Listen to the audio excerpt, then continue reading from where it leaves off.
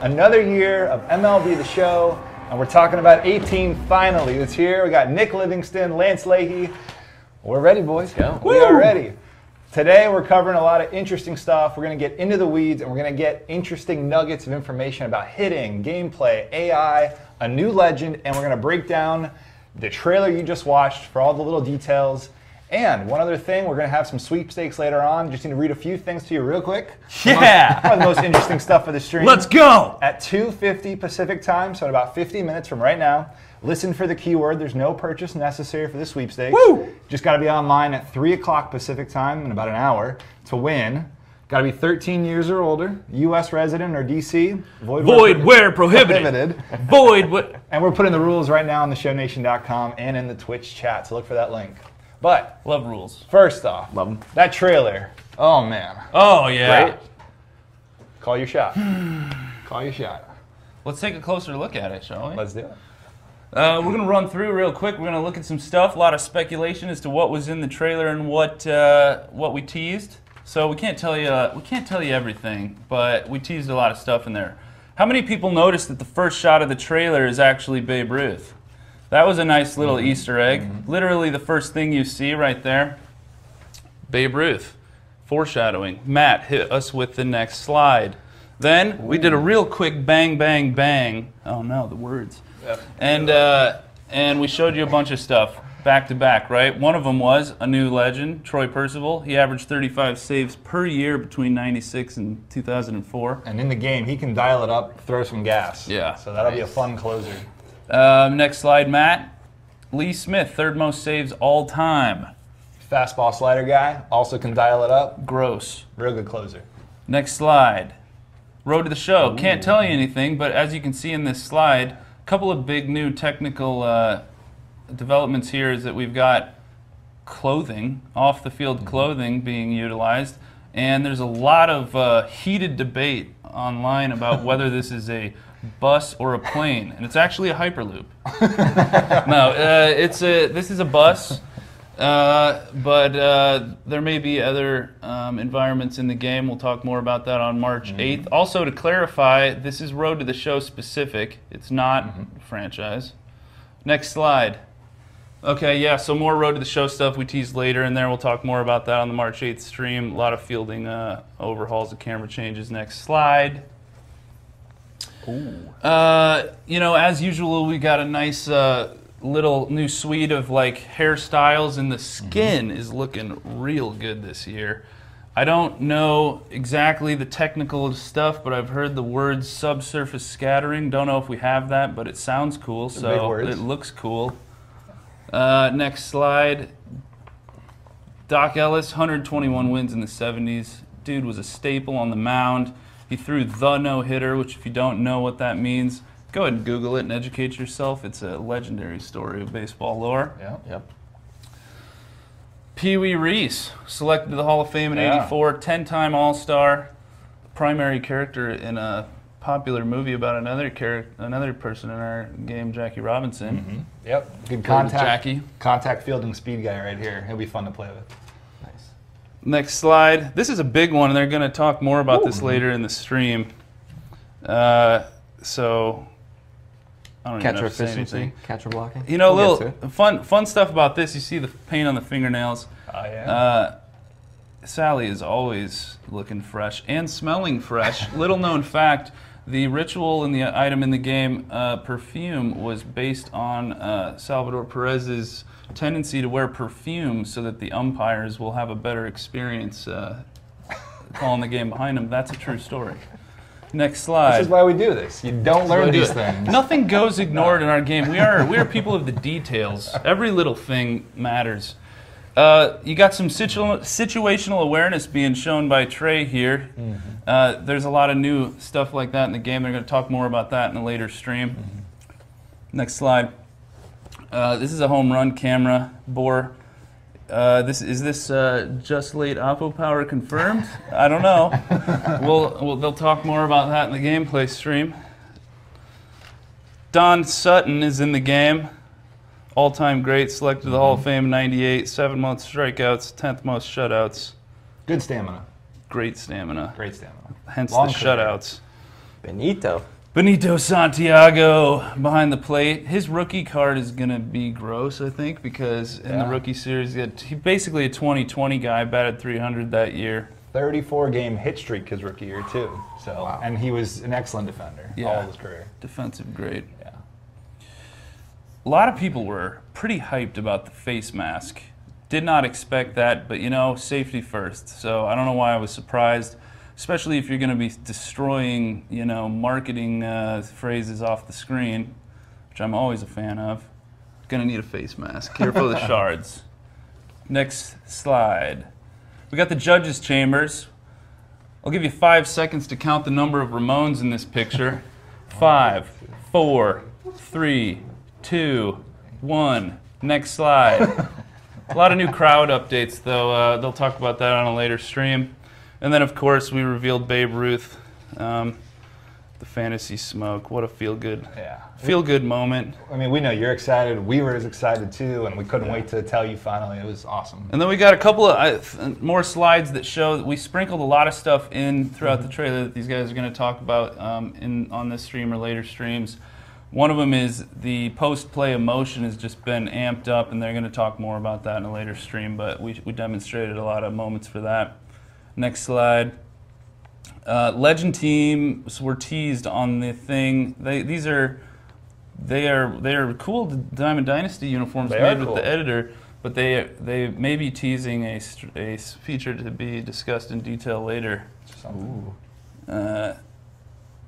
And then this is a big one, and this is a great segue for me to get off the couch and bring somebody in who's going to have a lot more interesting things to say. The tag system, I'll say no more. I'll get off of here. All right, Nick. Thanks for having me, guys. It's so exciting. Oh, man, I'll go watch the rest of the stream. Have fun, everybody. Thanks for having me. Oh. That's your trailer breakdown. Nick Livingston, thank you so much. I need this mic. We're going to swap mics real quick. As we're about to get into a lot of the gameplay and AI stuff we want to talk about, we're going to bring in our experts on this matter. And Lance, you've been working so much with Chris Gill, who's about to come on.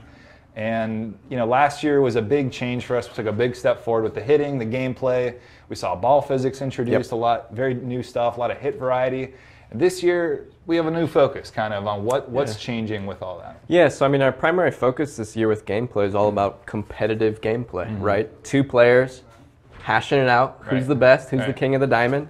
And all of our focus is about impacting and changing systems that have a really big impact on competitive gameplay. So obviously, as we have up here above us, tagging's huge in online gameplay, and we wanted to make a big change to that. Here's Chris Gill. Welcome. Hello, everybody. Does he have an official title there, Matt? There he is, baseball. That's your official title. So yeah. So what are you guys talking about? What's new in 18 and how, you know, all the setup tags, the running tags, and the standing, what is it, standing something tags? Standing free tags. Standing free tag system. So yeah, we're super excited this year. We did a complete overhaul with our tagging system. And as everybody that's probably watching this stream understands and realizes that tags were a big problem last year, and especially in certain situations. I think I'll back up a little bit, and I heard you say it while I was getting my mic on. A lot of our, what we were trying to do this year was create a more competitive, balanced online game. A lot of what we've done in the past has been, you know, working on things specifically, but not so much focusing and concentrating on 2-player games. And so what we found watching a lot of 2-player games and watching online was there were a lot of exploits, and there were a lot of frustrating things that would happen where you felt like you weren't in control. And so by doing a lot of, like, you know, focusing on those things and watching those games, we were able to figure out what those were, and that's what we're going to talk about today, is trying to make the online game a lot more competitive and balanced, and so at the end of the day, you don't feel like you were cheated in so many ways, right? Absolutely. We're gonna have a lot of examples showing 17 to 18. We're gonna have some graphics. We're gonna go through this. We're gonna go deeper than maybe we've ever gone before, just to show you kind of really how much effort and detail we put into all the new hitting, the tag system, fielding, from the catcher animations you kind of saw in the trailer. Yeah, for sure. I mean, the AI team and the animation team has done an unbelievable job this year, working really hard. And I think everybody's going to be really excited. you guys made some slides, right? Do you want to pull those up and we can just talk about the tags? Some of the comparisons are really cool because what you'll see in 17 are the things that you're used to right now, where, an example here, he slid back in and you could see that the tag wasn't applied. And then if we show you what we have in 18, he's positioned a little bit different, right? Yep. He's not only out of the way of the runner coming back, so he's ready for it. We're creating less the interpenetration between the two players, but you can see the precision on the tag here where the gloves exactly on the hand. And I do want to mention that the guy that wrote the tag system is the same guy that wrote the running system, and the significance of that is that it's all about times and knowing where the runner is. If you're going to tag somebody, you want to know where his hand is, where his foot is in time, how long it takes someone to get there. So no better person to write that logic than the guy that did the running. And because he's used to that code, they work hand in hand together. So it's unbelievable the difference between last year and this year. Super excited about it. So here's another really good example of the accuracy of the tag. Yeah. Right on the foot. Yeah. More realistic, smarter. I mean, it just seems like it looks right. It looks right. We got it. Here's another example of 17, and I think this is cool. This is a rundown situation. I know rundowns were a big problem, and especially online, and it would be really frustrating. Where an example here is where the user's put into a run, but he plays a standing tag instead of a running tag. Right. And there were ways to exploit the base running, and I know online you would get a lot of guys that would do this on purpose just to score a run from third. Right. And so this is kind of what I was talking about. You can see the precision here now. He did it with the ball in his hand there. He did. He'll do it with the ball in his hand or with the ball in his glove. I mean, technically, you'd want to probably tag a guy with the ball in your glove, but it just depends on where it ends up in his hand at the time. So whatever the play was before, if he's running, the ball happens to be in his glove, he'll tag with the glove, and vice versa with the ball in his hand. So this is another funny one. So it's kind of embarrassing to know that this was actually in 17, but I'm happy to say that this has been resolved. And here's an example in 18 of what happens when you try to run through a base when you should be sliding. And again, this is another exploit that was happening online quite a bit. Guys would just continue to run. And once you learn that system and learn those exploits, it kind of, creates, a less than fun environment, I think, online, and people get extremely, pissed off at each other. Well, and the runner didn't go right through him either, right? Exactly. So yeah, there's a lot of choreographing in the motion capture studio, and tons of tags. I mean, we have tags all different heights. So we have standing tags, running tags, ball in hand, ball in glove, and rundown tags. All the setup tags at the base have been refined so that there's pinpoint control for the glove going on, the home plate slides, and tags.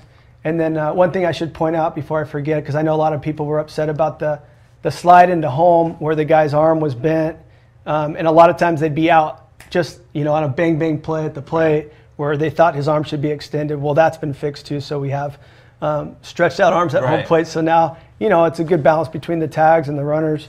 I think there's even an example of that later on.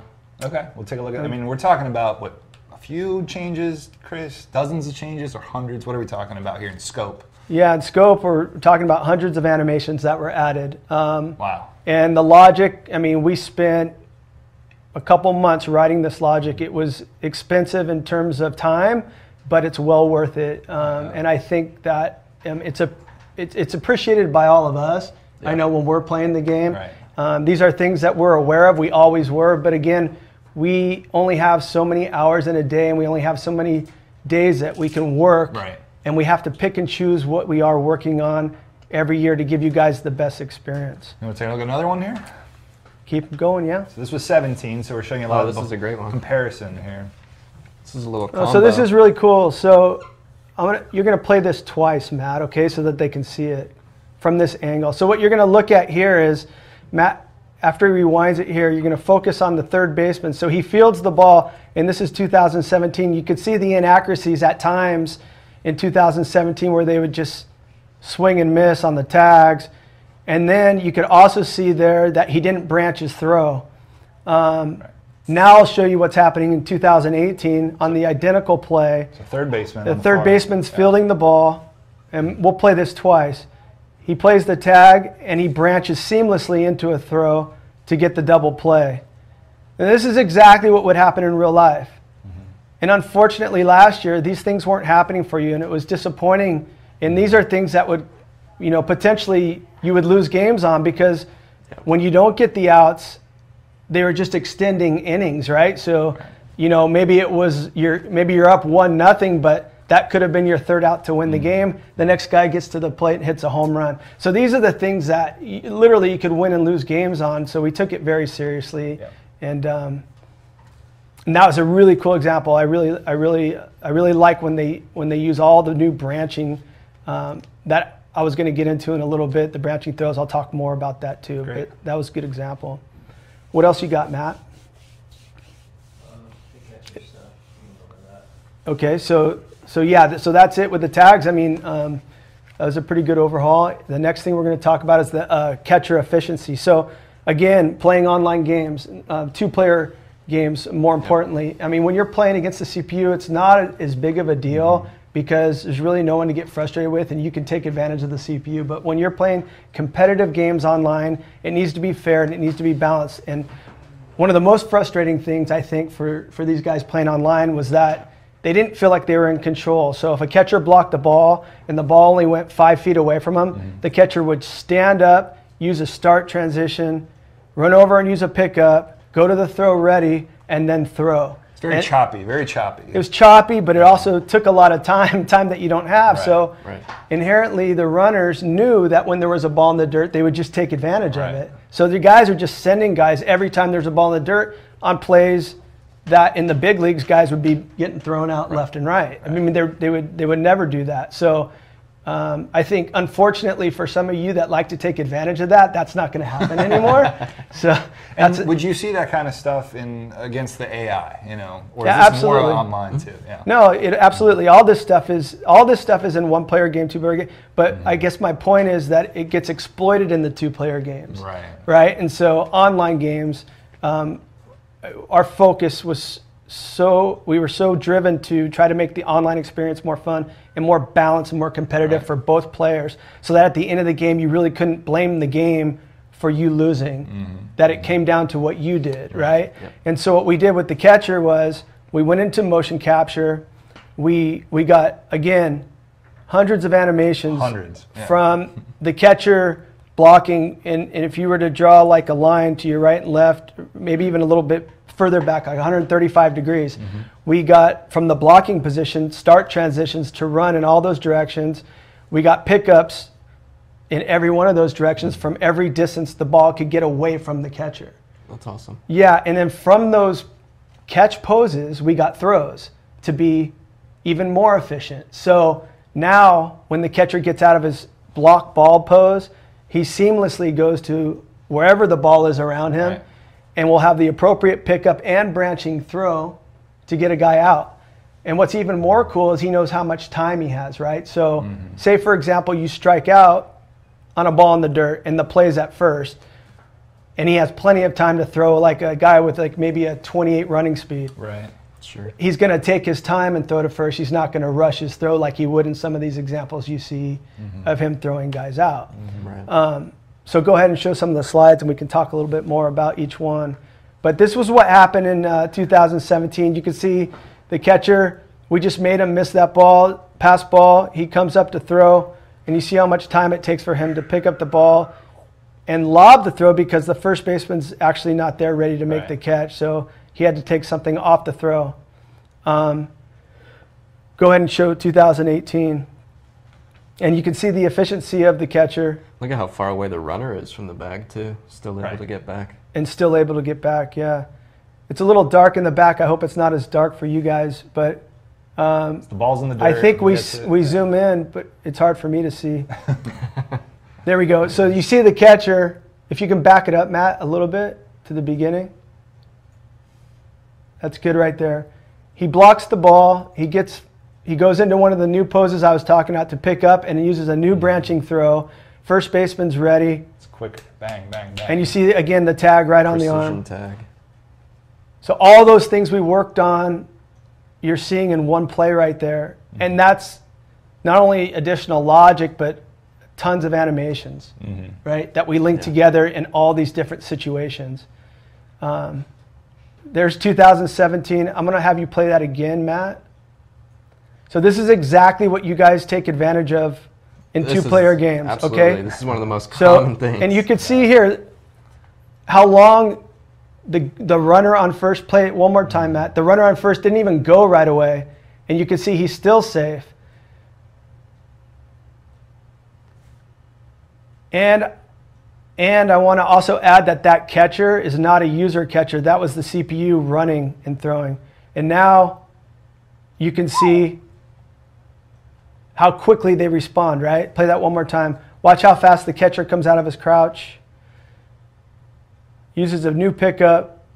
And so that was a short distance pickup right next to him and used a branching throw. I mean, he's exploding out of his stance to make These are things that would seem like common sense, right? That you should always have in your game. But believe me, I can be doing this probably for the next 25 years, and we're going to constantly be pouring stuff into this game that you see in real life. Right. Not only just getting better, more realistic animations, but becoming more like the real life players on the field and doing the things that they do, right? So this is just an ongoing process, and every year we work on all of AI, all of defense, all of offense. We do something for everything, but some things we focus more heavily on, and this is one of them. Absolutely.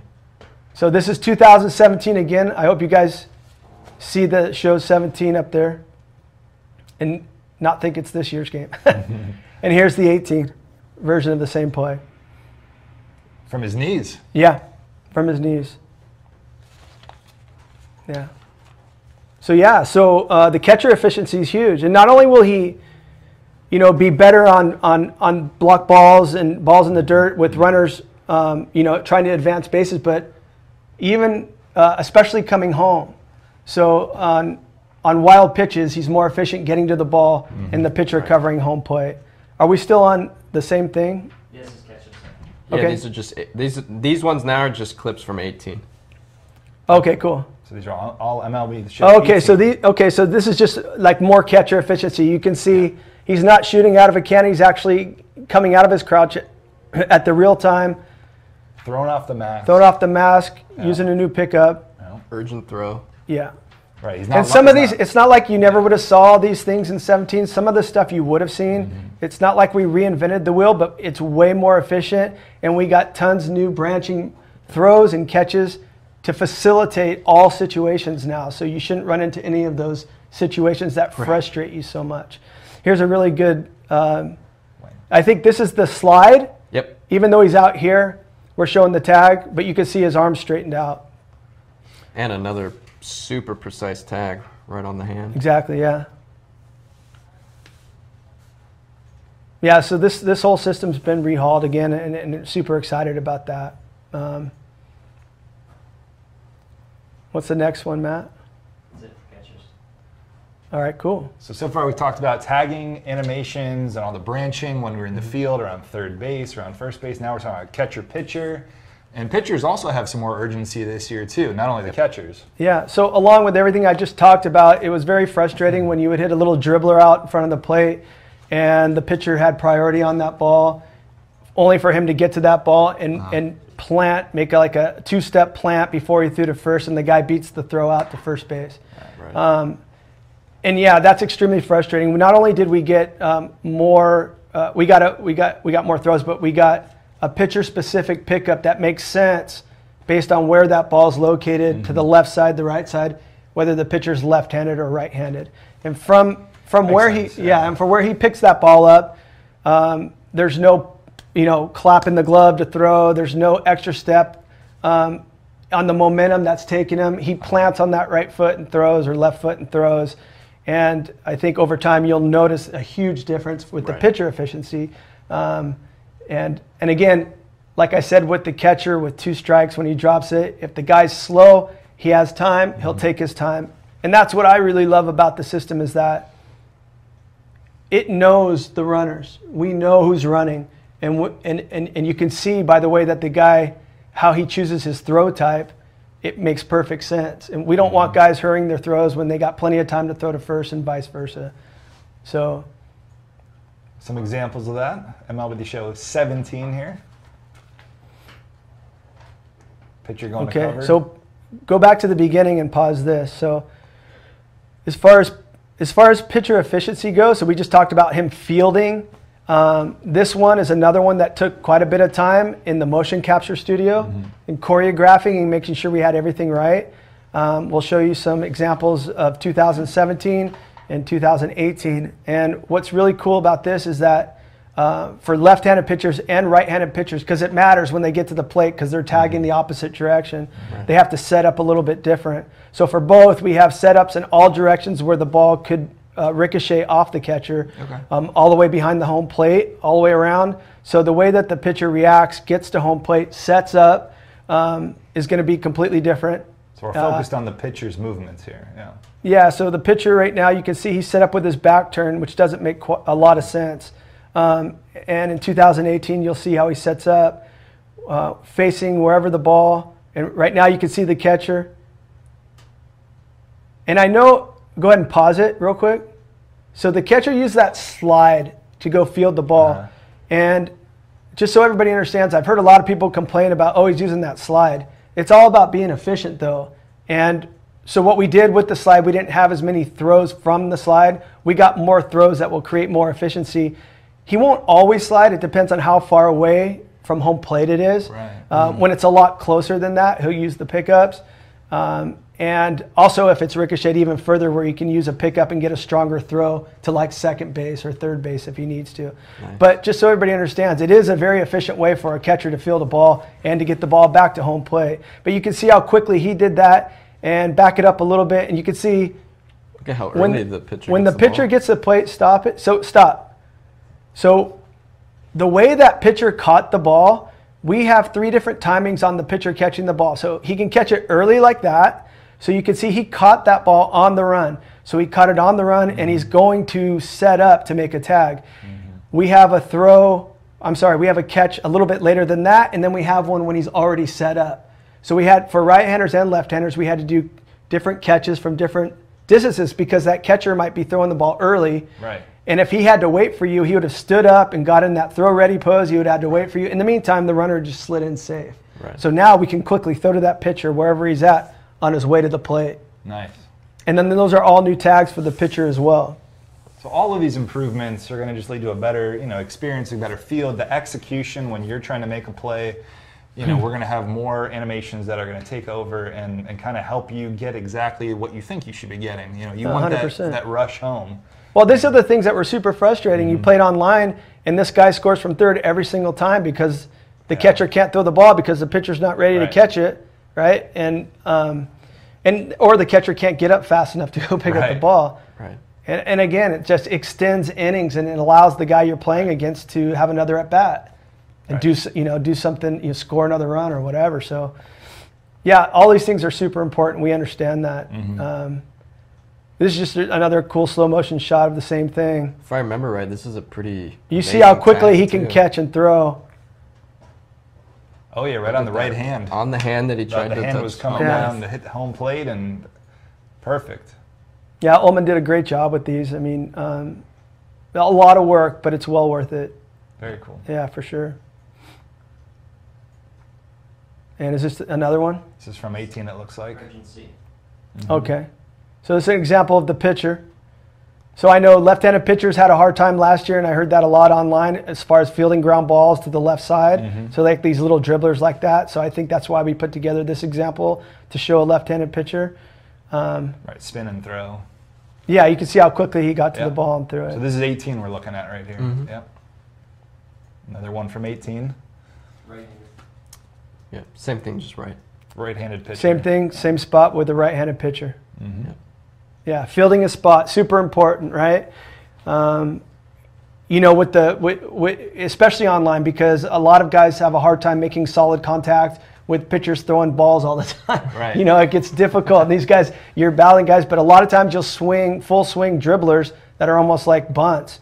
And so we really need to shore up that whole catcher-pitcher fielding triangle right there to make sure that it was more efficient and that it wouldn't be frustrating on the defensive side where these guys were getting extra, not extra base hits like a double or triple, but more base hits in a game because of silly stuff like this. So it was a throw to first and throw to home. Oh, this is another. This is when we were talking about exploits. I love this one too. Did you have a slide for 17 on this one or not? I don't think we did. Yeah, we couldn't get it. This So one's the amazing. Okay, so yeah, okay, you're gonna have to play it again so we can set it up. Stop at the beginning. Okay, stop. Okay, so there's a runner on second. Yeah, there's a runner on second only. This guy's got a swinging bunt. Pitcher comes and fields the ball, throws to first. The runner keeps going home, another user, and you can see how efficient the first baseman is getting rid of the ball and getting that runner, who I think was like 91 speed. He's a 91 speed, that runner that was on second. Guy. And this was also another common thing you'd see a lot in online games where if there's those swinging bunts and you have runners in scoring position, might as well give it a shot and send them home. Right. Well, that was just the thing. That's just another thing that pissed people off all the time, right? It's so frustrating. This is amazing. Because it's something you would never see in real life. Nobody's really going to do that. I'm sure it's happened before. You can always, Google it and who scored from second on a bunt, and I'm sure you'll find something. But it's not a common thing, and I think it was a little bit too common last year in the years past. So. Well, as we're watching these, we're about 30 minutes into our first stream of MLB Show 18, showing off our new hitting engine. That's coming up. We've been doing gameplay, the new tagging engine we've put in. We have a whole month or two of streams ahead of us.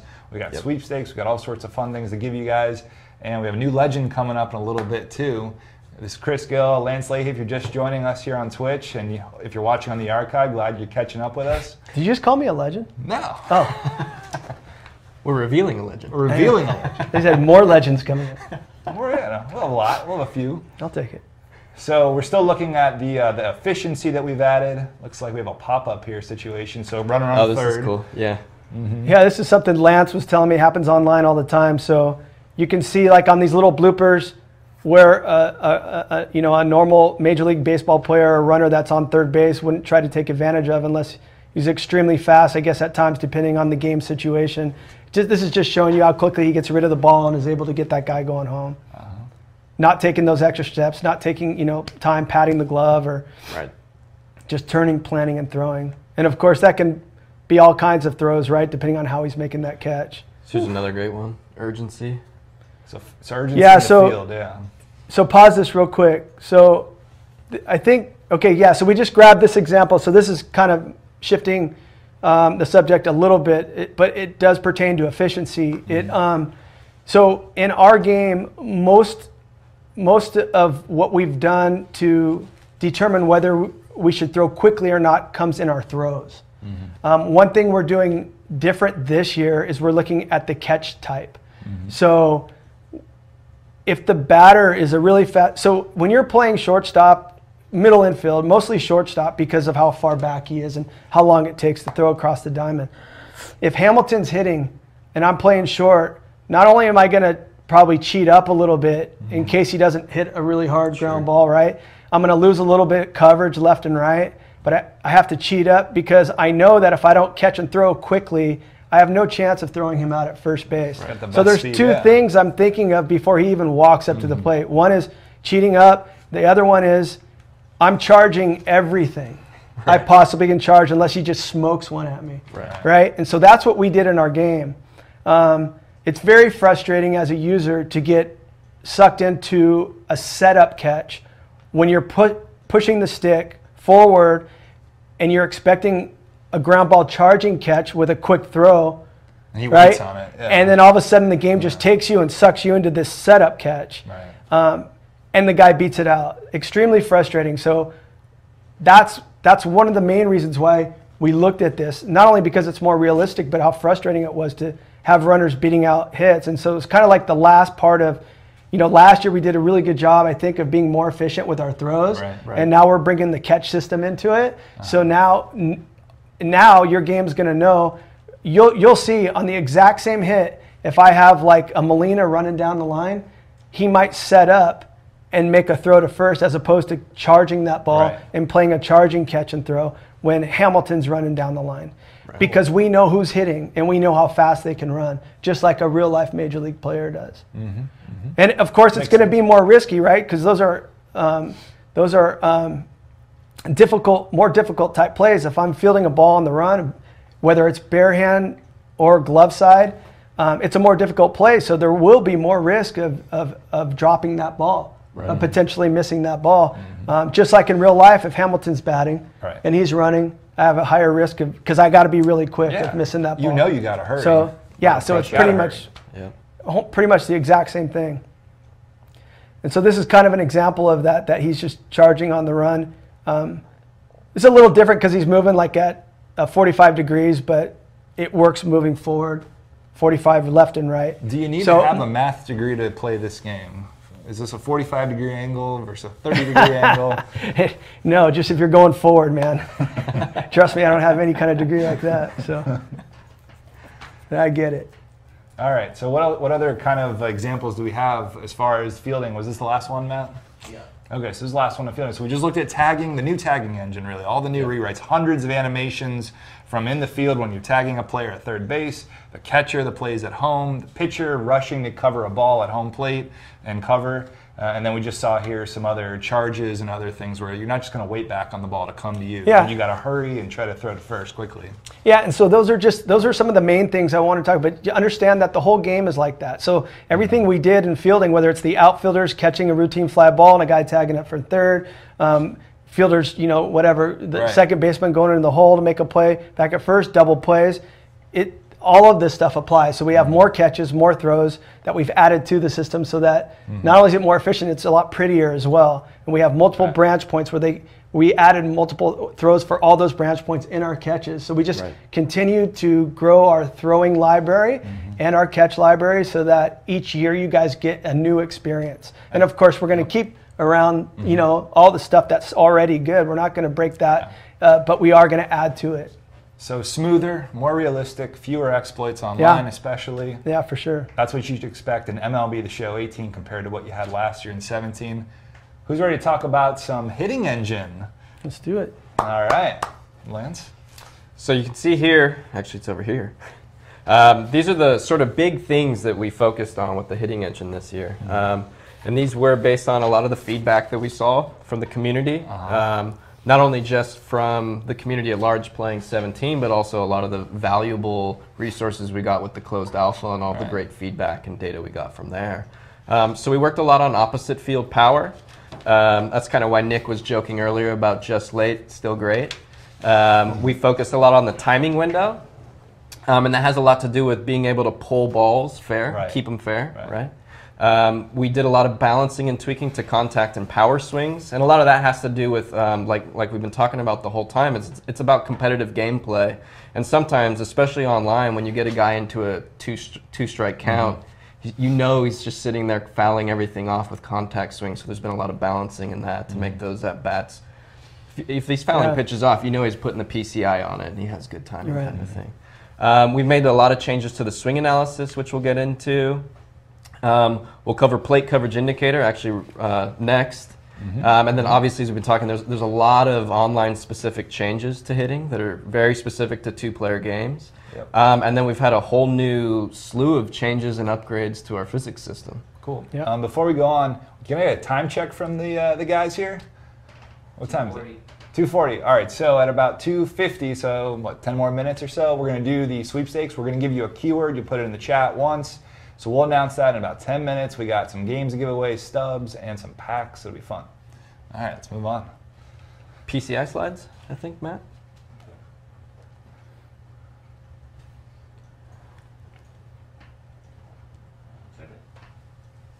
So this will be pretty cool. I don't know if we've ever told anybody about the plate coverage indicator, right? The PCI.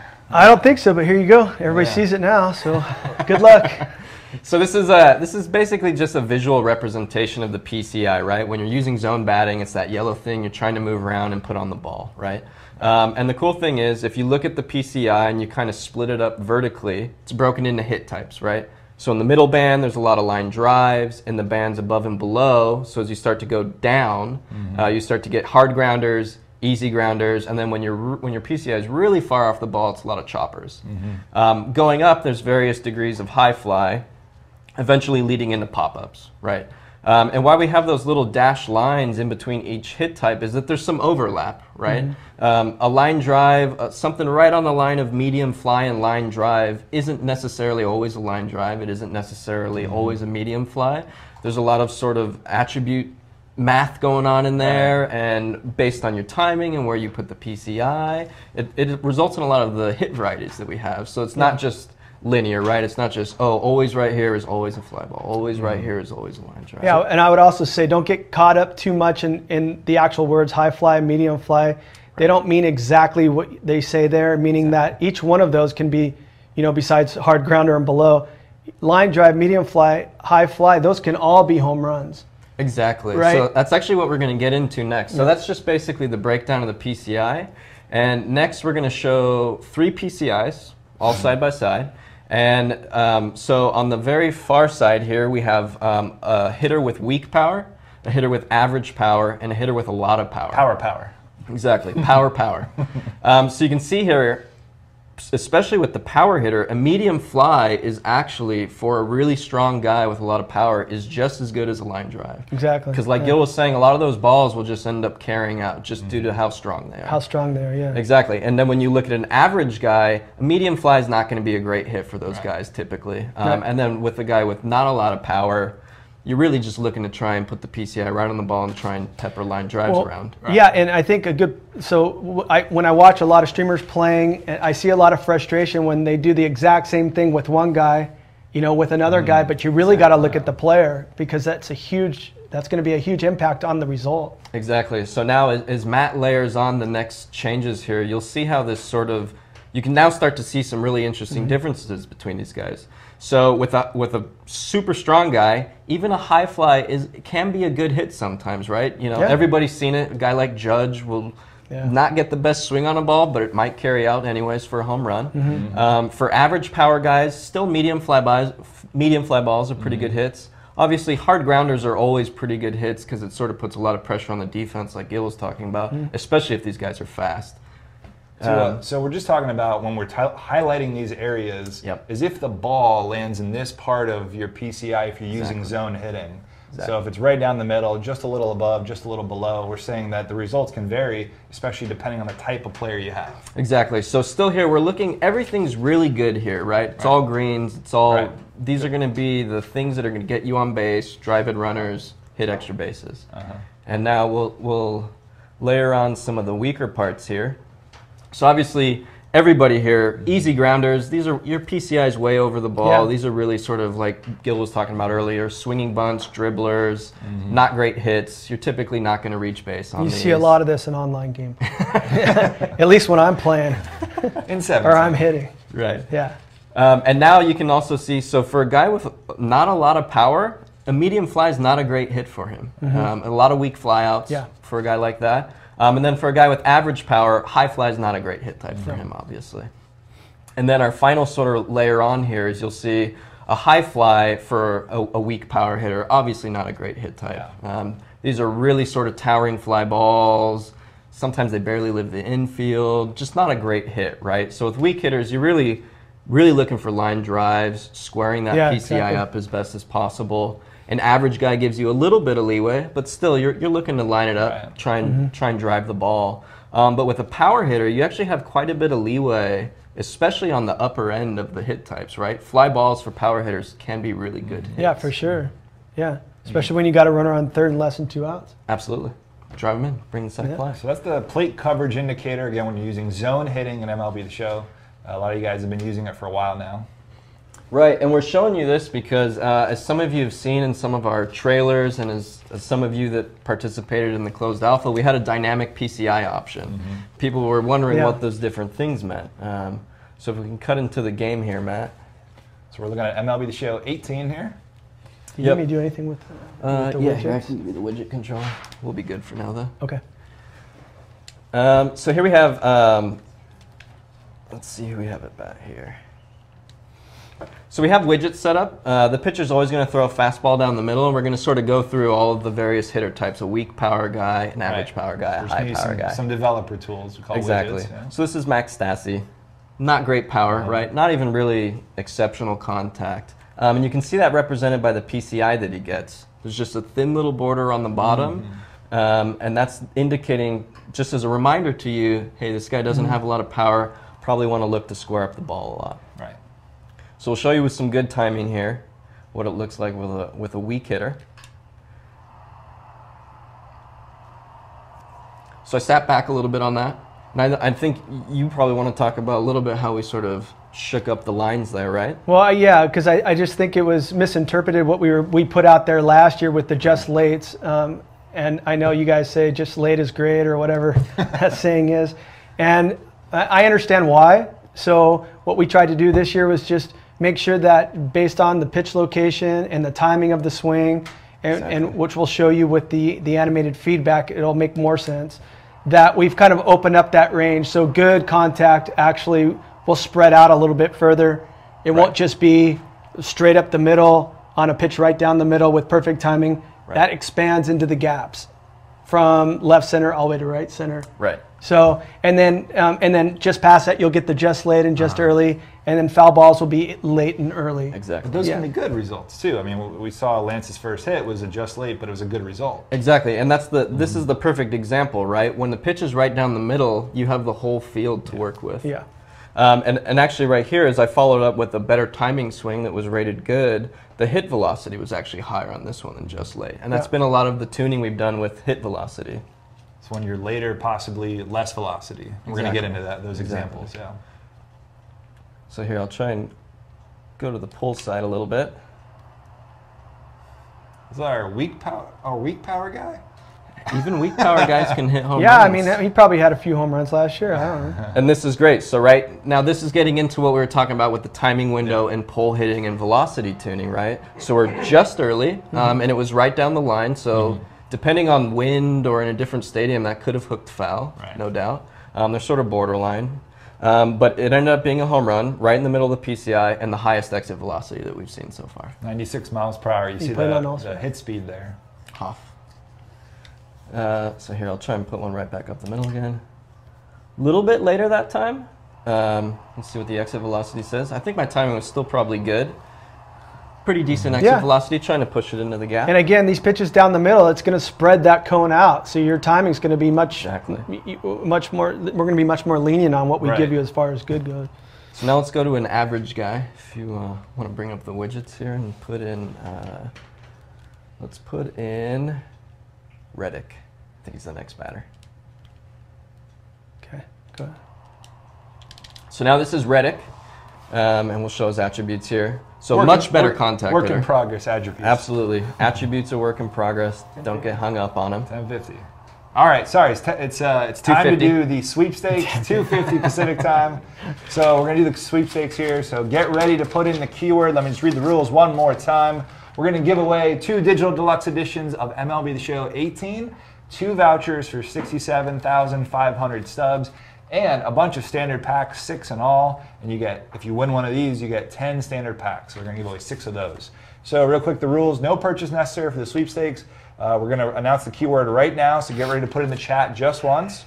Got to be online at 3 p.m. Pacific, so in about 10 minutes we'll contact you through the Twitch inbox. 13 or older and a resident of the U.S. or D.C., void where prohibited. And we're going to put the rules on theshownation.com, and they're going in the Twitch chat right now. So you guys ready? And we're never going to ask you for your password or your username, so never worry about anything like that. We're never going to ask you for that. This will go to your Twitch inbox. So here we go. The keyword is, Matt, do we have a little graphic or anything? Whoops.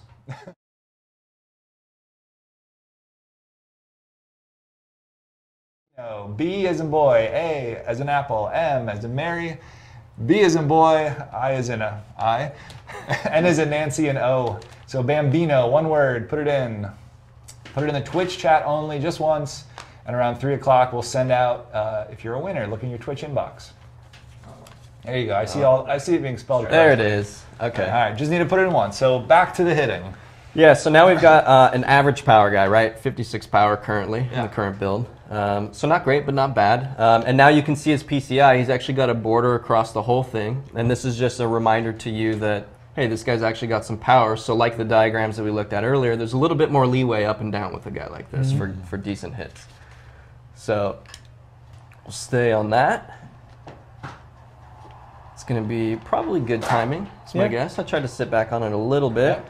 90 miles an hour, kind of right on the borderline of like a line drive and a medium fly. So what we can do here is we can try and sit a little lower just to induce some more fly balls. This time to my pull side. I'll just start Double into the gap. Yeah, go for it. Good exit velocity, 99. Good. Another point here too with the swing analysis that's changed now. So it's good, which hasn't been how we've done it exactly in the last couple of years. We're grading your contact result this year. So we're not just telling you that you hit a line drive again or that you chopped it or whatever. That's sort of inherent to what you're visually seeing. But these ratings will go from good to okay to weak, and then there's some very specific ones like jammed, if it's really inside and you have a broken bat. But those will give you an idea of sort of how well you're placing the PCI right on the ball.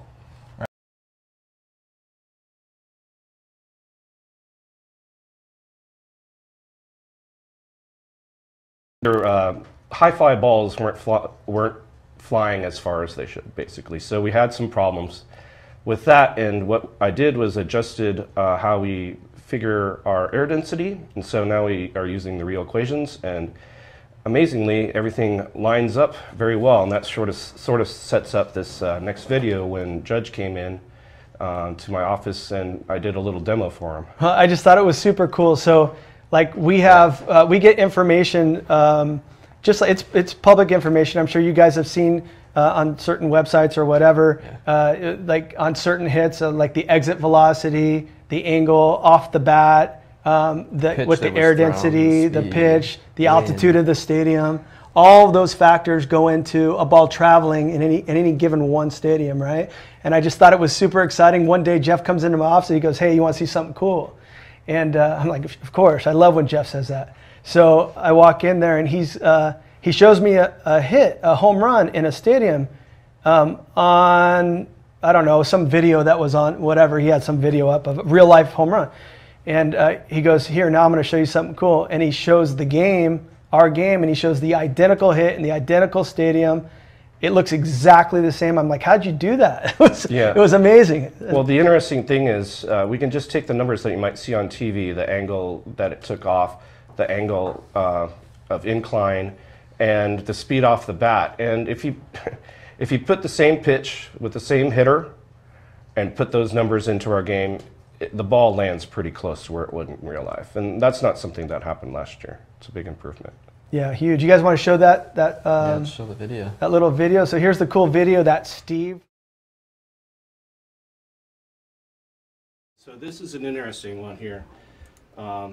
This home run gets hit, and it hits the sign right here, the pinstripe bull sign. Now what you'll notice here is, at first when I do it in the game, it's going to go to center field. It's not going to go in the right spot. So it's supposed to be ending up over here, but it'll end up a little bit over here. Okay, so the interesting reason is it's the wrong-handed pitcher. Yeah, he's lefty. This is what's really cool about how perfect. This is how we find these things. He was testing this with right-handed pitcher, put in the left-handed pitcher, and found out his numbers were actually correct. Oh my goodness. He's like, "Why aren't my numbers right?" And then we put in the left-handed pitcher. Yeah, put in the lefty pitcher, and it'll land over there. Wow. Because of the spin difference, right? Yeah, so this is an interesting one here. Yeah, so what we were showing there was just plugging in all the numbers and having the same batter and the same pitch isn't enough. In that case, the difference was the left-handed pitchers, the angle of the pitch was different. So when the ball, if it comes in on this angle, you're going to get more curve to that side. And so just the difference of the angle of the pitch from a lefty to a righty was enough to move that ball 12 feet or so towards left field and end up with the more accurate hit. So it turns out it's sort of proof that the spins that are generating are really accurate at this point, just from small bits of information. Yeah, it's super cool. It's funny. I looked up at that monitor, and probably don't do this very often, but I saw some guy wrote up there, "Do you think Judge cares?" And it's hilarious because I know there's a lot of guys that troll and they write stuff like whatever. Doesn't bug us. But what I wanted to say about that was the only reason he was in the office looking at it is because he cared. He asked to come in, and he asked to understand more about how we made our game. Yeah. And he wanted to talk to the engineers. I think he would have stayed for another 20 minutes. He wanted to stay. He was super interested in it. So it just makes me laugh when people say stuff like that. I have no idea, but it's kind of funny. But anyway, thanks, Jeff. Yeah, no problem. Appreciate it. Take care. Thanks for coming. Bye. Steve? Yep. Give me a minute here. Steve's got to get his mic'd. Well, I think we're actually about to lead into potentially one of the coolest things about all of our streams, this one and every one coming up. Every single one's going to have a legend reveal. New legend, never been in our game before. Let's do it. Should be pretty cool. Let's see who shows up here. That means a lot to me, like being an old man here in the studio. Anybody older than like 28, it's awesome. Those are the guys I remember. All right, so before we show, Matt, you hear me all right? Before we show anyone, we just got to kind of set it up, right? As Lance said, we're going to show a new legend, all right? So here we go. Here's the setup. 5 tools. Not too, yeah, all right, a lot of legends are 5 tools. Okay. 9-time All-Star. So, okay. All right, pretty good. 318 career average, so he could hit. More than 400 home runs, so he had some big power. He had multiple 30 home runs and 30 steal seasons, so again, going to the 5 narrow tools. List. 30-30, had several of them. Yeah, it's getting more narrow, isn't it? All right. As he's going. Now you're going to start to get it, though. A violent swing. Yeah. A cannon for an arm. And ladies and gentlemen, he's going to become the first Hall of Famer for a franchise in Cooperstown this summer. Yeah. And that'll be with the Angels.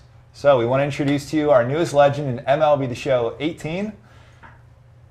Welcome, Vlad. Guerrero. That's from, he played for, well, they put him in the Montreal, but when he played for our director's favorite team, the Angels. Yep, and he played for the Angels, and he's going into Cooperstown in the Hall of Fame as an Angel. And former cover guy too, right?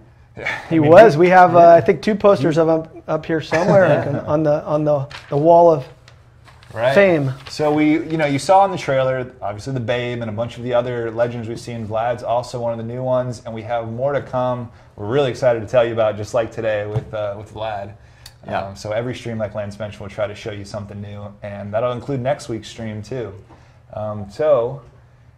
We've gone through a lot today. We went through all the tags, all the engines we built around them, from the hitting to the urgency we added, and overall, we just hope it's a better experience, when you're playing either against the AI or especially online against another player. Exactly. And we want to just thank the community because they gave us a lot of feedback along the way. Yeah. From start to finish of the year, and we've had a lot of one-on-ones and a lot of good stuff with a lot of the guys who really care about this game as much as we do, I think, too. And they enjoy playing it. And I'm glad you brought that up real quick because I wanted to mention that. And we do listen to you guys, and we really appreciate the constructive criticism that comes back our way. Yeah. We really value it, and we take it into the design rooms and we discuss it. Everything. So don't think that we're putting stuff in the game just to frustrate people. We know when there's some general problems, and we try to solve them every single year. And even what we're seeing today is a work in progress. Every day we're having hitting sessions going with a big group of our designers and a bunch of our testers, and we're always trying to make it better and make sure we iron out any kinks before we go live. Early access March 23rd, and then the official launch the 27th of March, so we're a little less than 2 months away. Yeah. Exciting. So Matt, what do you want to show next? What do we got? Nothing. Do you have the? What do you want to show next? You don't want to leave? Our next stream or anything like that? We got to get back to work, man. I got stuff to do. Nothing? All right. Well, we thank you for watching. Welcome to MLB The Show 18. The streams have begun. I think next week we got the Little Things stream. That'll be next Thursday, 2 p.m. Which is going to be pretty exciting. There's a cool little something in there. Little Things is always one of those vague, open-ended streams that doesn't specifically deal with one mode. So we're going to throw a potpourri of cool changes and improvements to the show. And there's some cool things we'll talk about. And a new legend. We promise to give you another one. Can't wait. Yeah. Yeah, so- thanks for watching, everybody. Yep, Chris Gale, Lance Leahy, Jeff MacArthur, and all the guys in the back here. Thank you so much. We'll see you again next time. Out.